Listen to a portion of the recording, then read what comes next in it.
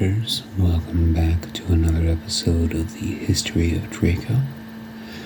As promised in our last sitting together, this will be the follow-up on Rendrig Draco.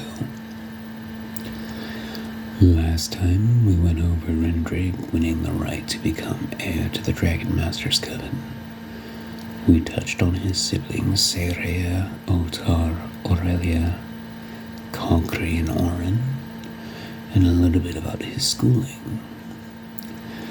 Tonight, we will be touching on one of the greatest wonders of the world of Romakai and his involvement. So let's go ahead and crack open this old dusty tome of mine and see what we have to learn tonight, shall we?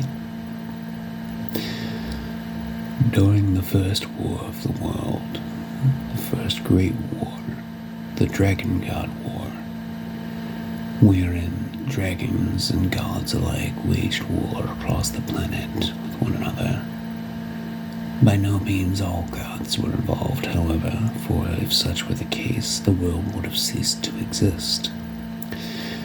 However, the Kimbersan, Greek, and Egyptian pantheons all joined forces to take on those led by Diagon, the Platinum Dragon of Eternity, whose army was generaled by Bahamut and Tiamat.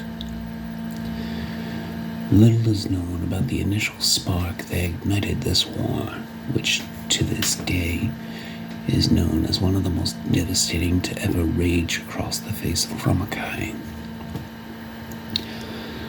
Legends say it was a dispute over territory between Zeus and Tiamat. Others say Bahamut stole from the Shrine of Ra, while others still claim that Diagon took exception to the birth of Gix and Lilith's child Nerekai, who came to be known as the Tranocaran, a dread dragon titan that dwarfed the power of any other deity, or so the legends say. While the exact cause of the war is unknown to even the greatest scholars of the world, the devastation itself is all too well known. In the time since his battle to secure his status of heir, Rendrig and Erin stumbled upon the nest of a bronze dragon that had been mortally wounded in battle with a brash young black dragon. The pair had come in time to drive the beast off before it could finish destroying the eggs in the bronze dragon's nest. In its gratitude, the dragon, known as Iro, gifted the last 2 eggs in its dead mate's nest to the duo. Upon returning home and detailing the exploit to his father, Rendrig and Erin were summoned to the home of the realm's leading authority on Dracology, Denteris by name, to have the eggs examined. After examining the eggs, for they were the first of a bronze dragon recovered since the species was deemed to be going extinct, Denteris informed them the dragons that would hatch were surprisingly of a hybrid nature. The egg Rendrig held was a bronze and silver hybrid, which would come to be known as Nova. The egg Erin held was a bronze and gold hybrid, which came to be called Kementara, named so for the queen of the gods Kementari, which meant princess of Romakai. Her namesake Kementari's name would translate directly to Queen of Romakai. The dragons that Rendrig's siblings obtained were all purebred, but at this time are not of significant note. Nova and Kementara grew with surprising speed even for dragons. Within the span of a year, they were well into their adolescence, or young stage, which normally took 6 years for a dragon to even enter. It should be noted here, however, Persephone the Wise indicates it was actually the existence of these two that were the real cause of the war. It is believed by many that these two were created by Diagon as a trial of some sort for a fury of black dragons. The term Fury is a term given to a collective group of dragons ranging from 20 to 40 in total number. As they grew in bulk, power, and most importantly appetite, Nova and Kimitara proved of immeasurable value to the pair.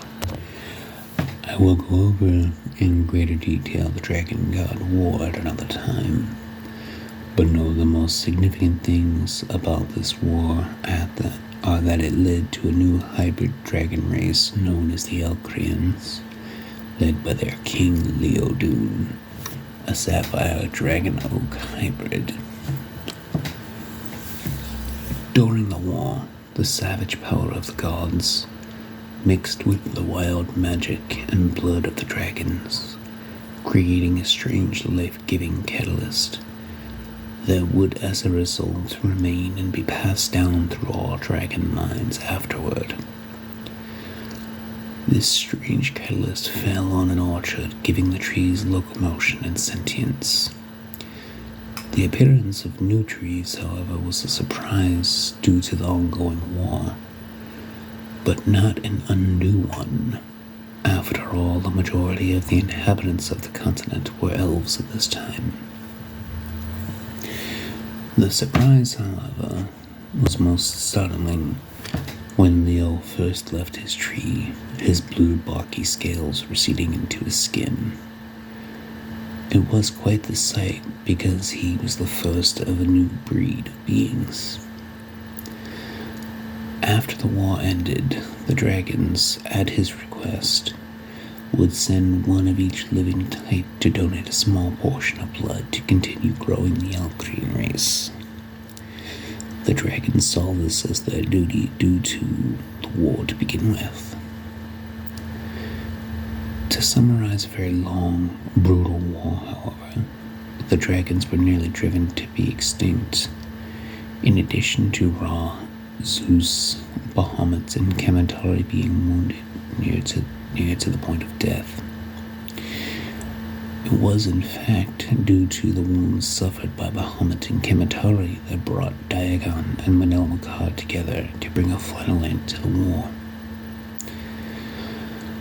While the exact cause of the war is still highly debated, not only as to what act it was or who was at fault, the only thing that is 100% clear was that the fateful moment had taken place in the heart of the Korok Desert, in the Kingdom of Meridia. After months of hot-headed debating, Manel Makar and Diagon had yet to reach an understanding to bring peace. When informed by Persephone the Wise, Gaia's sister and resident expert on knowledge, which was the reason she was named as Gaia's royal vizier, Rendrig took it upon himself to try to figure out a peaceful solution.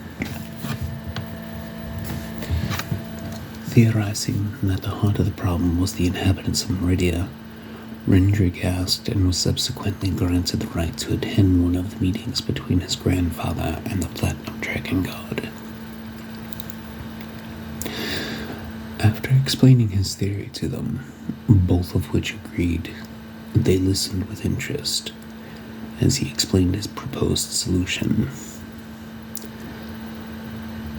Rendrig proposed that the portion of Meridia that had housed the start of the war be removed from the planet, in a manner of speaking. He proposed that the heart of the kingdom be raised skyward, first and foremost as punishment to the ruler, since that was the capital. Secondarily, his reasoning was that this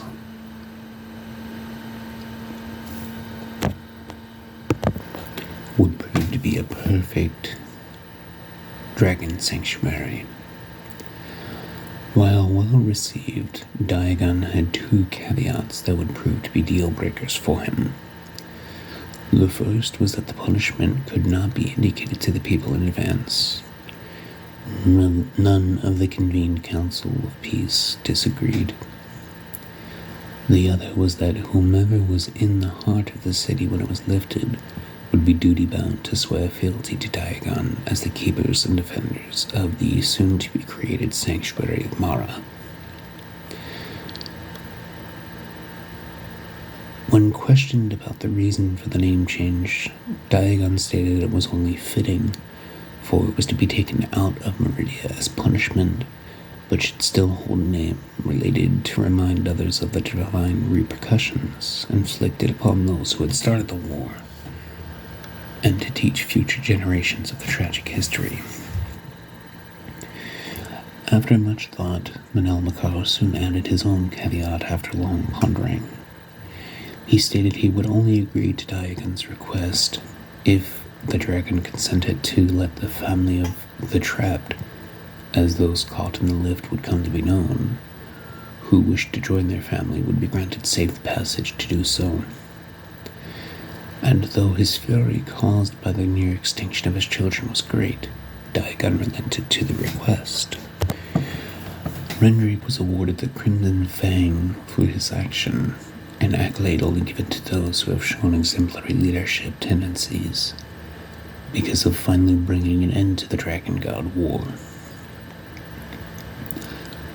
On the day of the Chimera, February 29th in General English, the group of those to inflict the punishment arrived. It is understandable that the people of Meridia were taken aback at the suddenness of the dragon god Diagon, the king and queen of the gods Manel Makar and Kemetari, as well as their planet-bound king Ger and his descendants arriving in their midst so suddenly. Rendrig was granted a spot on this tribunal due to it being his proposal that prevented more death. His son Vlad, now a junior in his 75th year in the academy, was a prodigy in magic and was brought along for the same reason Ger would bring Rendrig around on his duties. After their arrival, a barrier was raised around the portion of the city they would be lifted. Diagon and Manel Makar's voices joined together in what would sound like a planet-rendering rumble, though it was perfectly understood by all who heard it, of their impending judgment. The group at this point cast the Ascension spell to lift Mara free of the planet, the white marble castle St. Angelo, being lifted right along with the sacred gardens. The resulting crater, however, which would have eventually caused Meridia to be doomed to be completely free of water, was transformed into a watering hole of sorts by the gods as a measure of mercy. Being that he saw it as his family's duty, Vlad shocked everyone after the spell by approaching the two god kings and making a very unusual request. Taking a moment to digest the brazen audacity of the young elf, the two agreed to his request. While he would come to be known as Vlad Rendrig the Wise, his request was somewhat convoluted, which is why even the two gods had trouble understanding. But allow me to explain. Vlad suggested that since the Draco family were the anointed royalty of the continent, and subsequently the planet due to their status as descendants of Manel Makar, that they be held responsible for the dragon's repopulation. He suggested that the sanctuary Amara be only the first of its kind. The end result of his suggestion amounted to any Draco rising to power being required to take a group of eggs of an endangered dragon breed, among with several other flourishing ones, to start a dragon valley in the conscripted bounds of their kingdom. This would ultimately wind up leading to the dragon blood being introduced into the Draco family line later on. However, the divine duty of dragon keepers was foisted upon the family due to his request. And that, my little lore addicts, with that, we draw to a close on the chapter of Rendrig. We may come back later on to go over more of his exploits, but for now, know that he was a well-beloved king, and he, along with Erin were just rulers who went out of their way to ensure that all people were given fair opportunity to air grievances. In our next chapter of history, we will be going over Rendrig Draco the Wise. So with that being said, remember to be kind to animals, because you never know what's watching you from the darkness, or what may be noting your actions. Sweet dreams.